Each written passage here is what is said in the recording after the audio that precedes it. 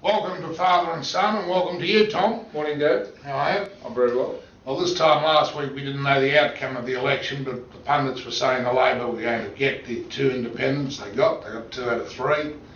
Oakeshott, I think, is the most interesting because he was in the New South Wales State Parliament several years ago, and when Emma, who was then the Premier, was short of a full proper majority, Oakeshott asked him whether he could go into the cabinet of the New South Wales government. Now, had we known all that, I'm certain we wouldn't have picked the Liberals to win in the first place because it was quite clear he was going to run with Labor. But they needed 2 of them. They got 2 out of 3. Bob Catter stuck with the coalition. And now we've got the new cabinet, and the Prime Minister's selected herself, which is a new change for the Labor Party. They used to vote the cabinet and caucus in. What do you think of some of the changes? Well, it was interesting with Oakeshott because, of course, he was offered the cabinet position of Minister for Regional Development, and he knocked it back. I think Tony Windsor said to him, "Look, if you want to remain an independent, you can't sit in a Labor cabinet," which is good advice. Look, I think you know, people who would criticise the Labor Party would say, well, Julia Gillard's rewarded the plotters, people like Bill Shorten and Mark Arbid, the sort of people who were alleged to be behind the political assassination of Kevin Rudd. And there's no doubt that both Shorten and Arbid were rewarded. They've both been promoted within cabinet. My biggest concern, and we mentioned Lindsay Tanner many times in the past, he happens to be, for you and me, a federal member of Parliament in the seat of Melbourne, or he was. He retired. The seat, of course, has gone to the Greens. He was the federal finance minister, and I think it's fair to say he was a very capable person. And in fact, interestingly, he's now gone to the investment bank Lazards as an advisor. But his replacement as finance minister is former environment minister Penny Wong. Now, she's a former sort of communist from student days, and she's now Minister for Finance and Minister for Deregulation, which I find almost Orwellian, if she still believes in those sorts of things. Now, she probably doesn't. But look, I think... What are her credentials to be Minister of Finance? Well, I don't know. No idea? As the Minister of Finance really has to do cost cutting. Yes, that's right. It's a big job. And it's a tough job because it makes you unpopular within your own party, because I mean the Treasury goes and proposes all those things, and the finance minister has to say, well, here's where the money comes from.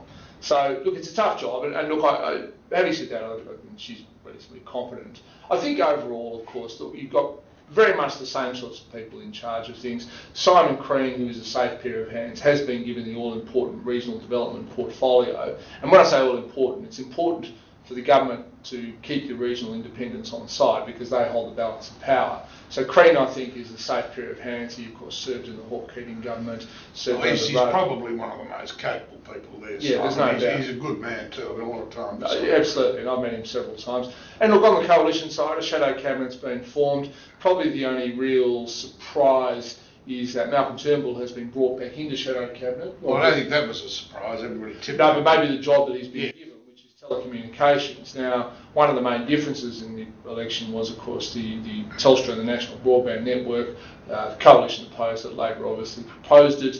Labor's now going to push ahead with it. And in fact, I think that was probably one of the main issues that brought the rural independents on side, the improving communications in the bush. Now, we'll see whether that happens. It was interesting this morning listening to AM on the ABC that, in fact, the Labor Party said that their first strike into Tasmania's NBN was 10% under cost, which sounded pretty good, except they had contemplated getting 80% of the households in the area they did onto the broadband, and they only got 50. Yeah, well, and they're also giving it away for nothing. I mean, this is the other thing. It doesn't cost you anything in Tasmania, or not very much, whereas at some states they're going to have to charge real prices. Look, I'll say this, that neither you nor I are experts in broadband, but there's one thing I do know.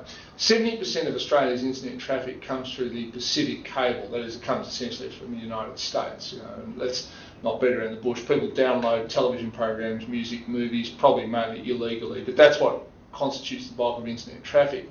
Even if you have a faster broadband within Australia, it's not going to make the transmission of the 70% of stuff that we get from America any quicker at all. It only makes faster stuff that is originated within Australia. So I think for a lot of people thinking that they're going to have instant movies once they have the NBN, it's probably not going to happen, and I think there's the potential for disappointment. Anyway, Malcolm Turnbull's been made Shadow Telecommunications Minister. he's also a very capable person, and I think he will be taking the fight to government on that issue. And I mean, what he was asserting this morning was that the cost of NBN is going to be far, far higher than the 43 billion, because really the costs have been overrun in Tasmania per house they put on. And it's going to be very interesting. And I think the Liberal government, a Liberal opposition, is going to really hammer that NBN, because that is the one way they might get the independents back on side. Well, they asked the leader, Tony Abbott, whether that he thinks it'll run the full term, and he said, well, they're an incompetent lot. They even had to change their ministry after they announced it, because they'd forgotten about tertiary education and Indigenous health. Ridiculous. And he said that they probably won't last their term. And then they asked him, well, do you go to another poll? And he said, no, we don't want to go to another poll. We know we are better managers than Labor, so we prefer the independents to come over to us. So it's going to be very interesting to see what happens. You could do that. To be honest, I don't think either party wants to go to another poll, because to be honest, they've spent all their money. I mean, I know the Liberal Party's got no money left for a federal poll. We've got a bit of money left for 2 state polls that are coming up in Victoria and New South Wales, and then after that Queensland.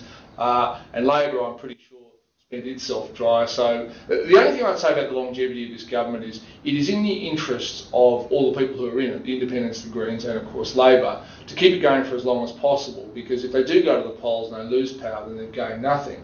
So I wouldn't be surprised if you actually end up with a government that, to be honest, does nothing adventurous and just maintains power for 2.5, maybe 3 years. It just wouldn't be a surprise. But you're seeing already the Greens wanting to get rid of uranium exports. There's all sorts of things that are going to come up. Yeah, things they disagree on. So it's going to be tough. There's no doubt about that. And we've got to remember that both the Greens, the Independent in Tasmania, and the 2 country independents are only voting on supply. That means getting the budget through. Yeah. And no confidence motions. So you could have some funny decisions. Well, that's right. I mean, you could, but you could conceivably get an old-style parliament or like an American-style parliament, where different people coalesce around different issues, and you may even get the coalition supporting some things that they don't.